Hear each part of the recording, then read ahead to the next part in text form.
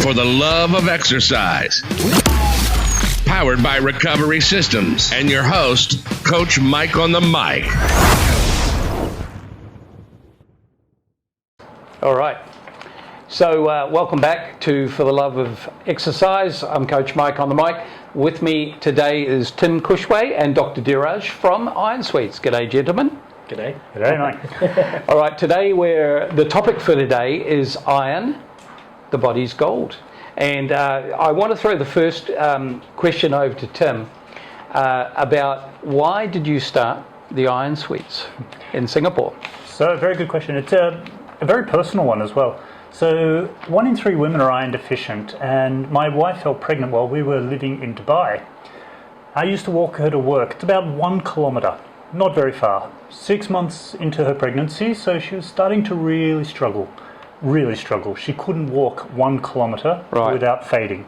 Yeah. So we went to her obstetrician and asked them to do an iron test.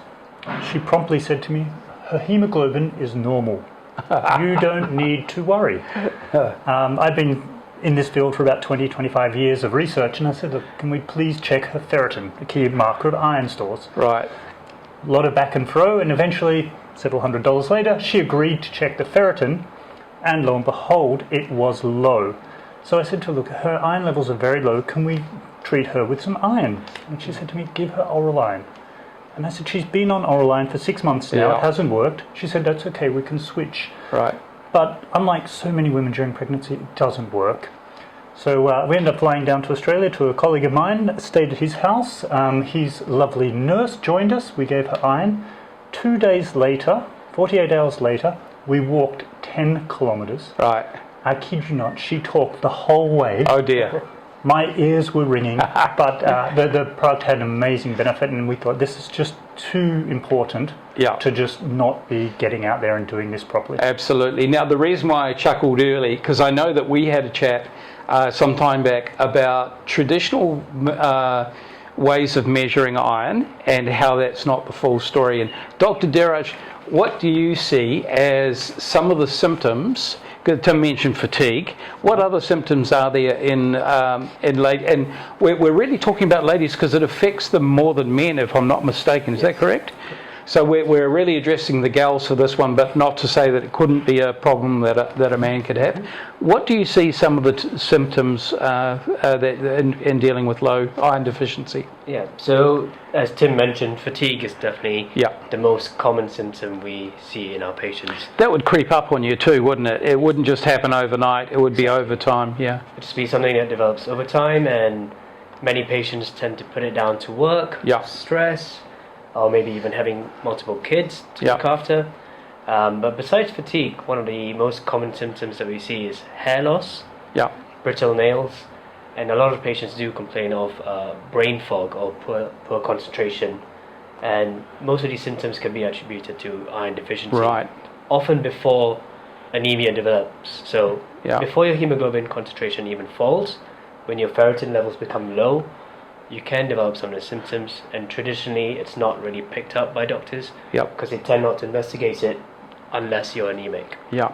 Over the years, I've trained with and coached a lot of weekend warrior and top female athletes, and a training load, an athletic training load, seems to accelerate the whole iron deficiency. Have you seen that as well? Absolutely. So endurance exercise, and as well as frequent running, and patients who either do it as a job or on the weekends tend to accelerate their loss of iron. And this happens in one of two ways. One of the ways is that the foot strike is when they're running. And every time the heel strikes the ground, that causes breakdown of red blood cells. Which leads you to losing iron. As well as the sweating, the excessive sweating from long periods of exercise. A lot of leaching out of the body. Absolutely, it leads to loss of iron. Well, we don't encourage heel striking. We'd rather people land on the midfoot first. But point taken. Now, Tim touched on some so-called traditional methods of treatment. Can we talk about the before and now, or the past methods versus now, and also what you see as being the efficiency of infusions versus what would have been some of the traditional methods? Okay, so the traditional method would be to take oral tablets, and that's oral supplements that would usually be prescribed by a doctor if they will find you iron deficient.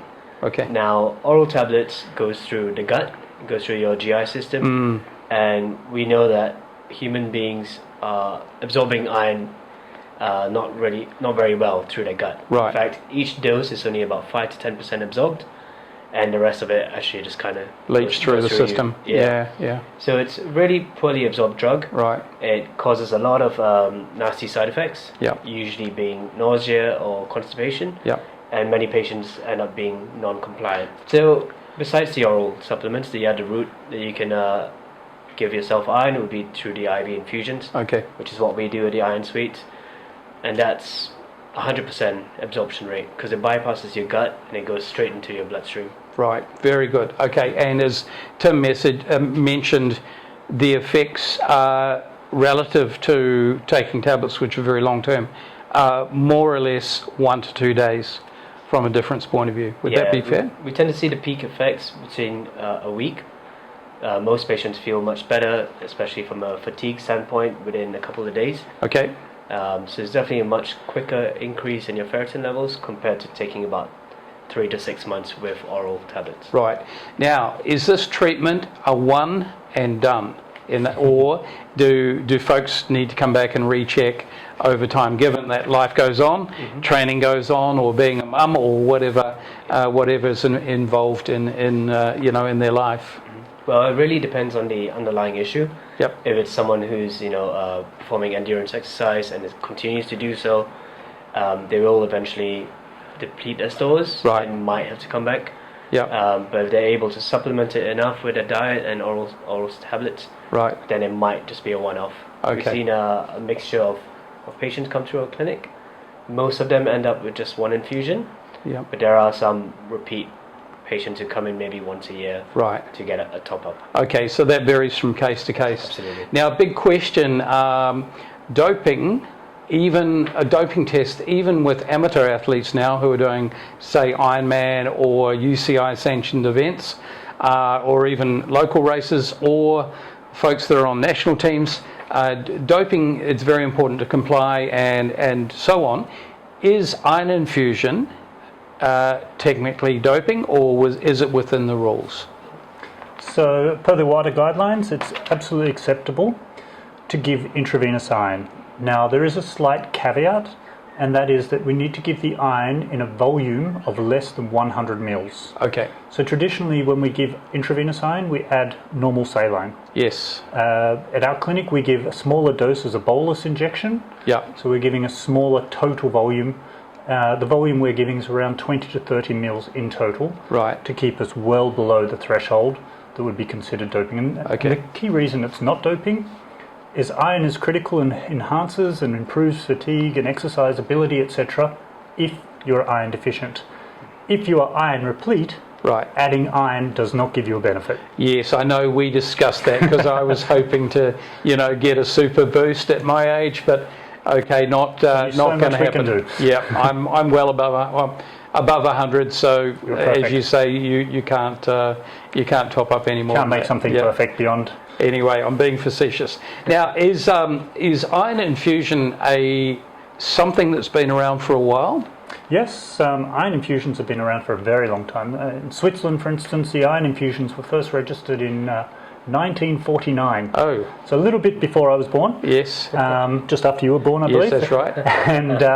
And in Singapore itself, it's been approved by the HSA, the product we use, which is the latest generation iron, for more than 10 years. So it's not a breakthrough new technology. It is a well-established procedure. Millions, tens of millions of people worldwide have been given. Right. Okay, very good. Now, I know in my experience, I remember some years ago I was training with a lady who's national cycling champ in New Zealand. She suffered terribly with anemia, and it made her training very difficult. She got very pale. fatigue levels almost to the point of chronic fatigue, which could be misdiagnosed as dengue or all sorts of other things, when the simple thing would have been an iron infusion. Unfortunately, in the day, if only iron infusions had been around then in what was New Zealand, but I believe it was unknown at that stage. Tell me about the sorts of folks that are coming to the clinic now, and the mixture between, say, athletes and folks who are non-athletes, and maybe some percentage, because we mentioned it's mainly females, but I'm sure there's some guys coming in as well. Yeah, so we see a predominantly female population in our clinic. I would say it's probably about 90 to 95% females. Yep. And the males who do come in, it's usually because of absorption issues. So they have something like Crohn's disease or inflammatory bowel disease. Right.